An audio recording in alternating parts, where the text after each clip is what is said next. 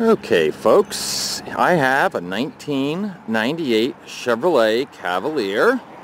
Just want to welcome you to my video, and this is the name of my business, Highlands Auto Exchange. So this is the dealership if you come to pick your vehicle up. Alright, let me tell you about this car. Very simply, the easiest way I can put it for this vehicle is, it's simple, basic, good running, very inexpensive transportation. As I said, it's a 1998. It's got 136,773 miles on it. There are a couple of minor issues with the car, and I'll go through all of that with you, just so you guys are aware. I don't try to hide anything. Let me start it up. Okay, and as you can see, there is a check engine light on. Alright, I had the car checked out, and on these basic, cheaper cars, it doesn't pay for me to fix all the tiny little things that it needs to be fixed. So I'm going to leave this up to you guys as to whether you want to fix it or not. But here's what the codes are. It's a P0335 code and a P0342 code. Basically, they're both crankshaft position sensors. So if you know anything about mechanics, you can figure that out. I don't know anything about mechanics. This is just what the codes that are read. Now, I could have, if I wanted to, I could have just cleared the code and pretended like the car was perfect. But that's not honest and not right, and I'm not going to do it. So I'd rather sell the car a little bit cheaper, and if you know what that stuff means and you can fix it, then you can have a nice cheap car. First of all, air conditioning. Gotta tell you, ice cold in this car. This car sat all winter. I've had it for a while, and I was so pleased to find out that the air conditioner worked really nice. Radio, let's check that out. Ooh. 1400, let's go to AM here, bring it down to a station I know gets some reception. Actually a pretty decent radio. Okay, now this is kind of a strange little car. It's got tilt wheel, as you can see.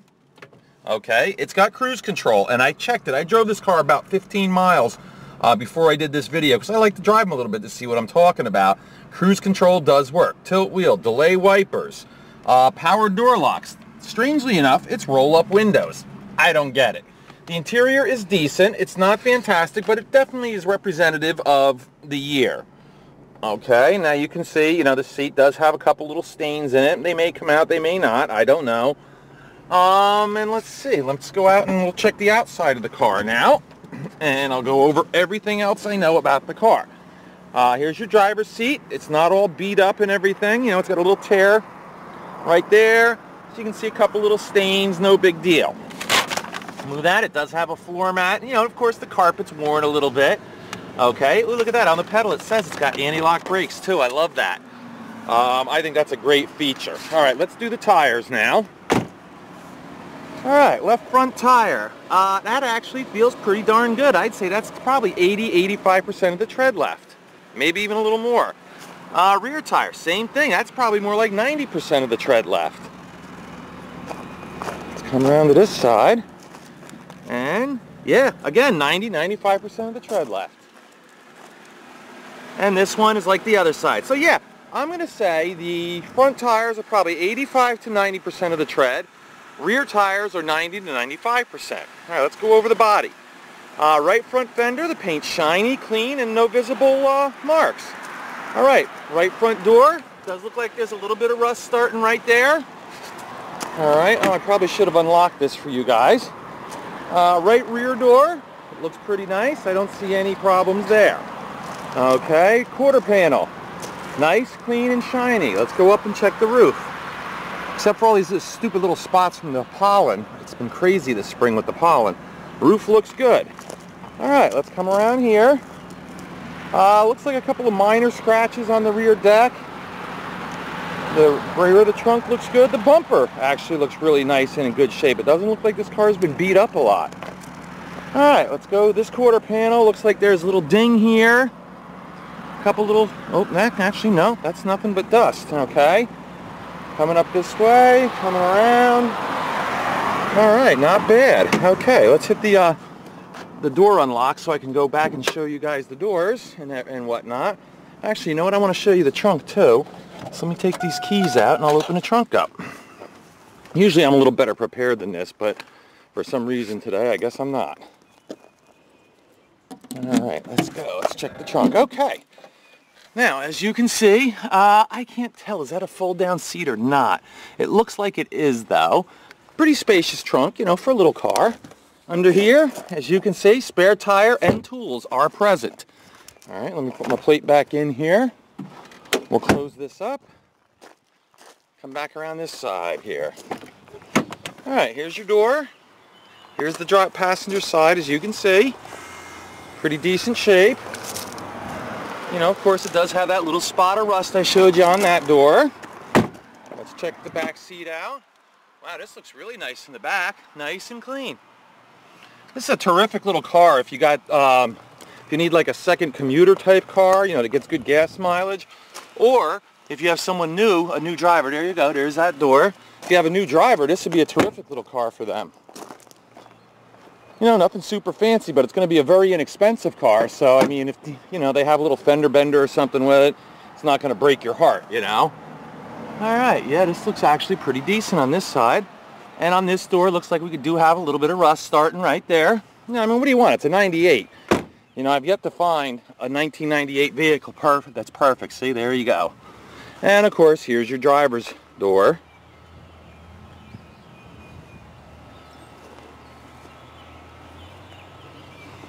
All right, there we go. All right, let's check. Oh, let me start it back up so we can listen to the engine. All right, let's see here. What can I tell you? Let's see, the front of the vehicle. Oh, let me do this. Yeah, there's your driver's door, left front fender. And let's do the hood. As you can see, got a little bit of a spot right there. But the rest of the hood, overall, the car is very nice and shiny and clean looking. All right, let's do this. Oh, I know what I did do, and I did it just today. I put a new battery in there. Okay, I just put that in there because the other battery was shot, and I don't like selling cars that don't start. That's a really bad thing. You can hear the motor sounds very nice and quiet. All right, let me rev it up for you.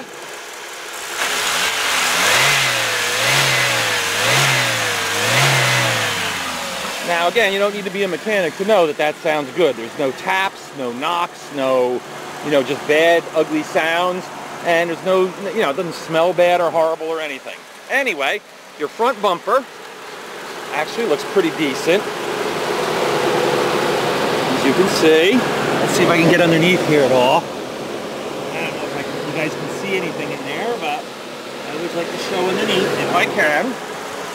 All right, let's close her up and we're going to take her for a ride. Now I'm going to pause the video here so I can get it set up inside the car. All right, let's take her for a ride.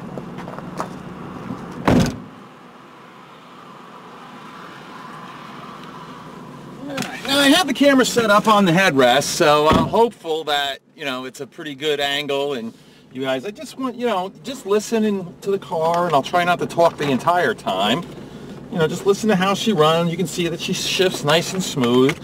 All right, let's put the seatbelt on. Let's take her for a spin, and hopefully this camera will stay put and not fall off like it has before.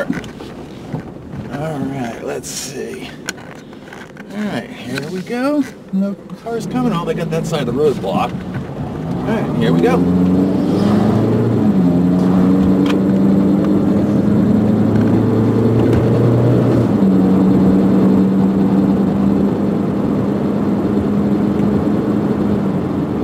Right up 55 miles an hour, no problem. Very nice.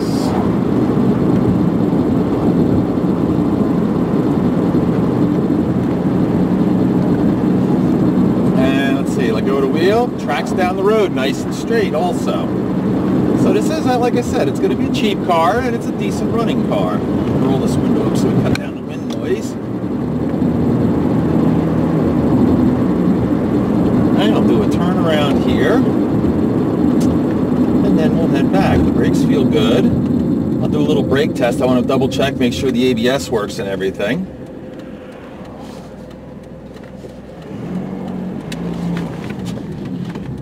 All right, turn around here, and off we go. I hear a little tiny noise in the right front there. I don't really know what it was, but hopefully it's not a big deal. Now what I'm going to do is, as we get to by my lot here, I'm going to pull into a parking lot across the street and just slam on the brakes, and basically it'll just check to see if the ABS is working. Hopefully I have the camera positioned properly, because I want you to see that I'm going to let go of the steering wheel, so you can see, what happens when I slam on the brakes. That's all. It's the best I can do, on a video. All right, and here we go. Directional on. Right here. And brake. Oh, excellent. I don't know if you could see that or not, or hear that on the video, but what just occurred was the wheel did a little, back and forth. It's supposed to do that, and the ABS pump activated. So yes, this car does have working anti-lock brakes. So I think that's really good news. Okay, let's do a recap here. This is a 1998 Chevrolet Cavalier with 136,775 miles on it. It's a basic car that just runs good, ice cold air conditioning.